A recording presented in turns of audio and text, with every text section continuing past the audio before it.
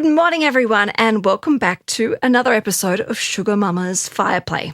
I'm so excited this morning to introduce our mini-series, which you may have listened to before. It's called Start Here. It's a series that's all about you, your financial questions, your financial challenges, and your financial goals. It is a place where you can actually write to me and get honest, practical, general advice to help you take the first and most important steps towards building financial clarity and confidence in your life. So here's how it works. I will read your DMs on Instagram and share general advice that I believe could benefit anyone in a similar situation. But please remember, this is not personal financial advice, product advice, investment advice, or strategic advice.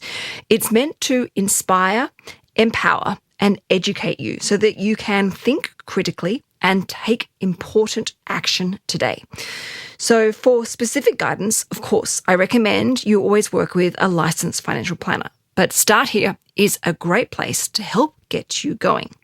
And I'm going to be responding to an email from Catherine, a single mum navigating a very relatable situation, managing her own financial priorities while making some decisions, let's just say really important decisions about her family's living arrangement. So let's dive into her story after reminding you, of course, that this is general in nature, of course.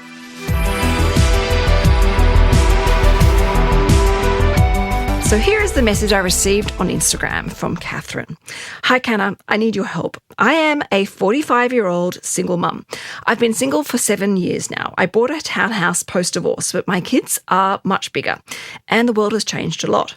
I'm a solo mum as their dad is deceased. I got a lump sum payout from their dad, my ex-husband's super fund, to help them cover their health and educational expenses. My dilemma is that the townhouse we're living in is getting too small for a 16-year-old and an 11-year-old, and I can't imagine how it will be when they are 25 and still living at home. It's inner city Brisbane, and I have an appraisal of around about $900,000. Their dad's estate will provide them enough for the two of them to buy their own place jointly at age 25. She goes on to say it earns around $3,000 per month from a property trust. It's a commercial property trust. So I'm going to assume that the kids have actually inherited a commercial property that is being rented out and, of course, cash flow positive. Now, she has mentioned that the trust is not under her control. Catherine goes on to say, I have $780,000 in home equity and $243,000 in super. My dilemma is, I think I need to move out of this home to buy something further to provide a bigger home. I'm thinking of taking a loan of $350,000. I earn $158,000 plus super and have no other debt in my life. Is this a crazy idea financially? The changeover costs are going to be at least $50,000. In all honesty, I probably thought I may have recouped by now, but the magic just hasn't happened. Everyone else is talking about paying off their home loans, but I feel like I'm struggling to provide the basics. Moreover, loading up on more debt, not less. I'm insured to the eyeballs for my life, income protection, and disability, so no issues there. But the insurance is one of the reasons why my super balance is so low compared to my peers. Also, there's a lot of financial education, but it seems only for couples on two incomes. What should a solo parent do, especially with older kids? Is 45 too old to be putting more money into the principal place of residence? Is this the brutal truth that I need to accept? This is the message my family are expressing, but I don't consider them to be financially savvy. Love your podcast and Insta. It's really helped me at various points. I wasn't salary sacrificing until you. I now am, and it will help me immensely for years to come. Kind regards, Catherine. Hi, Catherine. All right. First of all, thank you so much for writing to me and your kind words about my podcast and Instagram. I have to say, I also truly admire your determination to create the best possible future for yourself and your two young boys. I can sense how much, though, you've already put into your financial goals to get ahead and have a sense of financial stability in your life. And today's episode, I really want to help you clarify your next steps. Now, as I read your email, I noticed you've actually probably already answered some of your own questions in many different ways. Mentioning your concerns and worries about superannuation, taking on more debt, and the long-term impact of your decisions are all very valid and insightful. So let's break it down together with everyone listening along with us. So what would I recommend right now? So, okay, take a deep breath. You've got to sit down and spend some time about what is actually most important to you. The first step is to think deeply about what brings you happiness, stability, and freedom. Is it really a larger home for your family right now, or is it long-term financial security and peace of mind? Getting really clear on your values will help take the weight off your shoulders and help you figure out the trade-offs. What is worth doing? What is definitely not worth doing? So invest time thinking in solitude about what is really important to you and what makes you feel happy. Number 2, considering the long-term big picture here. Whilst it feels like your kids are outgrowing your townhouse, you've got to remember that they will not live with you forever. At age 16 and 11, they're at an age where independence is just around the corner. They're not going to be maybe necessarily want to be hanging out with you all the time, but they're going to be wanting to go out with their peers and hang out maybe at the shopping centres or the ice rinks or the skateboard parks or the movies or whatever, like beaches, whatever it may be that your kids are really into. They don't tend to hang out at home with you. They go and explore, have adventures in the areas around your community. And in a few years, they will quite possibly want to move out. So you may find yourself needing to downsize then again, which potentially is going to incur significant expenses like stamp duty that we all know about and hate twice. So it's not really $50,000, it's potentially $100,000. Number 3 is to think about increased living expenses, that is, living costs. Now, a larger house typically means higher utility bills. We're using more energy, we're using more gas, more lights are on. And of course, then there's those maintenance costs and more time spent cleaning and caring for that property. Thinking about gardening, thinking about cleaning roofs and gutters, maybe even a swimming pool. It needs so much more of your valuable time and, of course, money. Will these additional expenses and responsibilities fit into your budget, particularly if it's already tight right now? Or is it actually going to enhance your family's quality of life? Or could they actually create additional stress? Now, I'm going to share something with you that's very, very personal. Growing up as a child, one of the houses we lived in, actually a couple of the houses we lived in, had these big gardens and swimming pools. And my childhood memories are of my father in particular spending the weekends tirelessly sweating in the sun, weeding the gardens, watering the gardens, cleaning the pool, cleaning the filters. When I look back, I can't help but feel a little bit sad because that could have been time spending quality time as a family, not having to maintain these big assets. And often I catch myself looking at my children thinking, as I'm ferociously trying to tidy the house and clean the house, actually, is this a great use of my time? Is this right for my children, particularly at such a young age in their lives? So think about the increased costs that come with a bigger home. And it's not just a financial thing, but an energetic thing as well. That actually may stop you dead in your tracks. And I have to say, I can't remember the name of this documentary, but it was by one of the Dado brothers. And they did a documentary where they literally took a family that was living in a big home and they cut off half the home. That is, they put these barricades where the family could no longer go into certain areas of the home, and they were literally forced into living in a smaller space. Now, this experiment, which was filmed, made the family realize how much time they were putting in the maintenance of the home, doing the laundry, cleaning the gardens, the swimming pool, all the tidying and organization. And they realized actually that having a bigger home wasn't worth it.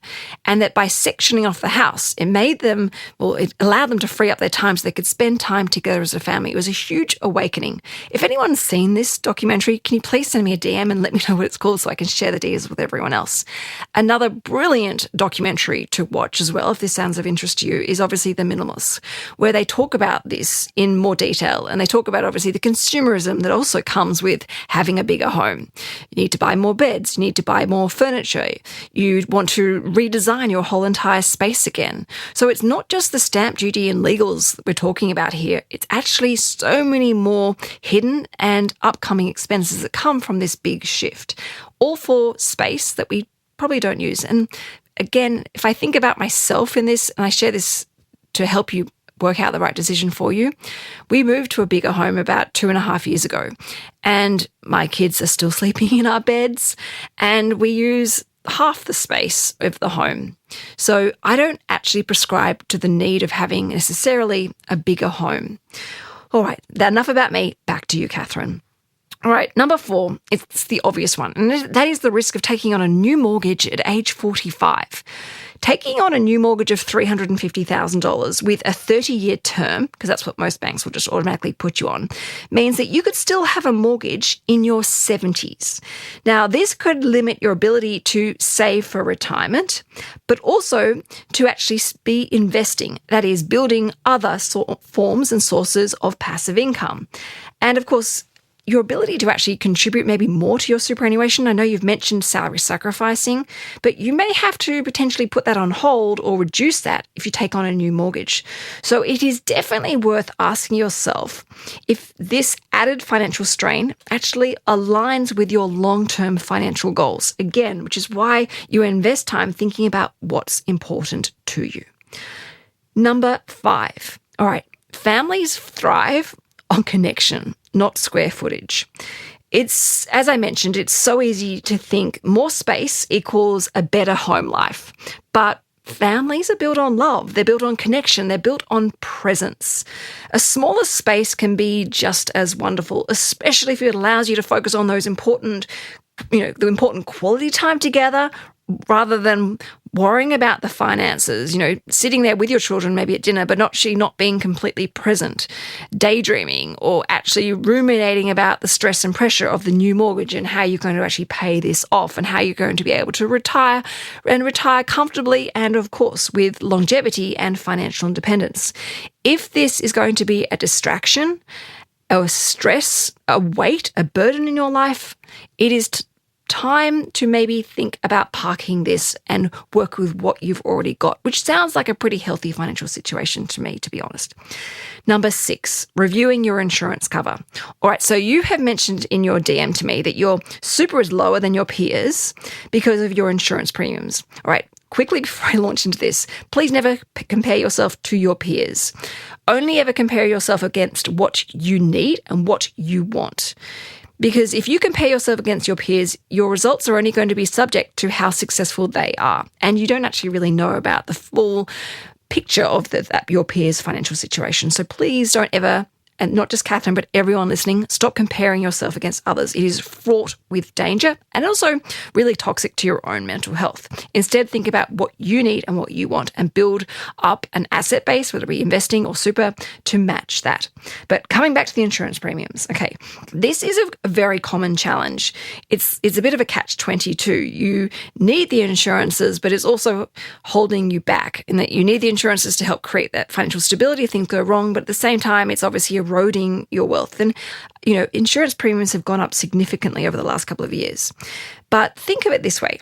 If you didn't necessarily upgrade the home, you could potentially explore over the long run and very, very carefully, obviously, with financial advice, potentially adjust your cover levels.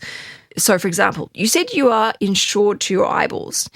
If your mortgage came down and was paid off, or if you were to build up enough emergency money or have more than enough in superannuation to know that you can afford to retire and retire on the deadline and on the lifestyle that you want, you may not necessarily need as much life insurance or as much TPD. That may be then the opportunity to be able to reduce that cover, which may in turn reduce the premiums so that they're less of a burden or financial impact on your superannuation. These are just some of the benefits that come from improving your financial situation, in that you can slowly, carefully lean out of your need or reliance on personal insurance, which then of course saves you more money, which means more money freed up for other things, perhaps holidays, or perhaps investing in your superannuation again, because you have mentioned that you're worried it's quite low. So review that insurance cover if you do decide to stay. Get advice as to how much you really need. And as your financial situation improves, see whether you can possibly look at changing some of the terms and conditions, such as waiting periods or benefit periods, so that it doesn't necessarily cost you as much because you don't have as many financial risks in your life. And finally, number 7, set some clear financial goals. Please take time to write down those financial goals. Don't just come up with them in your head and think, yeah, that's a good goal. It doesn't just stop at that. You've got to write them down. And might I add, you've got to read them every single day, if not twice a day. So questions you need to be asking yourself, and these are the answers you need to be writing down, is when do you want to retire? On how much money per annum do you want to retire? And think about what your desired lifestyle really is. Is it $80,000 a year or is it $120,000 a year? What would you like to support your children with their education, or perhaps maybe their first home? I know you've mentioned that your ex-husband's estate will help provide for their education, but what is that exactly? Maybe it's tertiary, but what is that beyond that? Maybe your children want to do a master's. Think about those additional things, or perhaps you'd like to actually help them buy their own first home so they can keep that commercial property that's currently held in trust for them. Maybe you want to be able to give them something. It's not just your ex-partner who is obviously now deceased. Think about what's important to you, but think about the financial goals that you would like to achieve and that you would be really excited about working on and actually seeing birth and grow in your life. And also, to be fair of both sides of the situation or the dilemma that you're juggling up right now, consider how taking on a larger mortgage might actually impact these goals and whether it's a sacrifice that you're actually comfortable making. You may sit down and do this process and go, you know what? Actually, I still really want to buy a bigger home. I want more space. I'm happy to have a garden that may require more maintenance, or have bigger electricity and gas bills and larger, home and contents insurance policies. If that's the case, that's fine. But at least you've looked at this with eyes wide open. Those rose-tinted glasses were taken off, and you've looked at this with a calm, rational, practical mindset, and you run the numbers. And most importantly, it actually aligns to your values here, as well, of course, as your financial goals. So in conclusion for today's episode, Catherine, your situation is actually not uncommon, and I can hear how much you want to make the right decision for your family. So my advice is to take a big step back, take a deep breath, define your long-term priorities. Don't just think about the short-term issues or obstacles right now, because they are not always going to be the case or the situation. They will evolve and change. And please remember that every financial choice has a ripple effect. You've already made some great financial decisions and made some great strides, like salary sacrificing. So trust yourself, have faith in yourself to make thoughtful decisions here for both you and for your boys. In listening to today's episode, I truly hope that hearing my perspective has helped give you some clarity and can allow you to keep focusing on what truly matters to you. And of course, it goes without saying, if you are at all hesitant, you must go and see a financial planner and ask them for advice, particularly around your superannuation and an investment portfolio, if that's something that is on your list of doing. Again, thank you everyone today for listening to this episode and being a part of the Sugar Mama Fireplay community. I really hope that you have enjoyed listening to this Start Here mini-series. If anyone has any questions or stories that they would like to share with me, please make sure you send me a DM on Instagram, because under the banner of general advice, I would absolutely love to help you get started and sailing off to success, where you can enjoy all the fruits of your hard work, decisions, and newfound financial literacy. Thank you everyone for listening to Sugar Mama's Fireplay. This is a Start Here mini-series. Ciao for now.